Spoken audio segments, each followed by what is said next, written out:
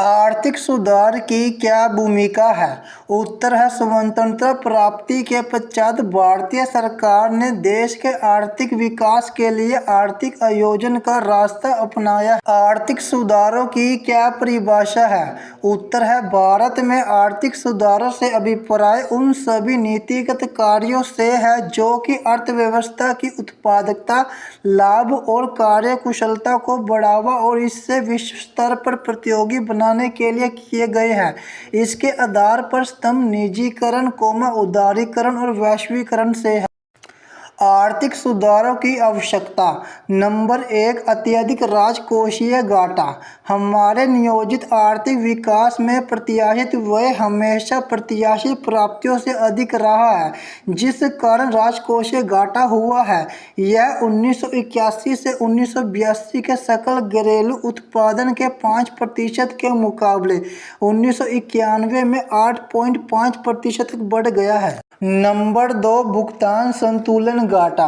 भुगतान संतुलन घाटे का अर्थ है कि विदेशी भुगतान, विदेशी प्राप्तियों से अधिक है।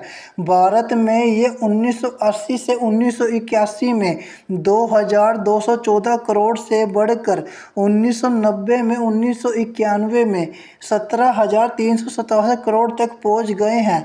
इस घाटे को पूरा करने के लिए सरकार को बृहत ऋण पर निर्भर होना पड़ता है। नंबर 3, कीमतों में वृद्धि। 1960 से 61 के पश्चात सभी वस्तुओं की कीमतें निरंतर बढ़ती गई है। स्थिति गंभीर उस समय हुई जब मुद्रास्फीति की दर 6.7% से बढ़कर 16.7% हो गई। इस प्रवृत्ति का मुख्य कारण धन की अत्यधिक पूर्ति और आवश्यक वस्तुओं की कमी था। नंबर 4, विदेशी मुद्रा भंडारों में कमी।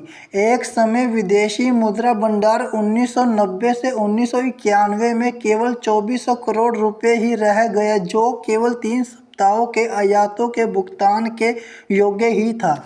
नंबर 5, सार्वजनिक क्षेत्र का खराब प्रदर्शन। 1951 से 91 की अवधि में भारत ने सार्वजनिक क्षेत्र का अत्यधिक विस्तार किया।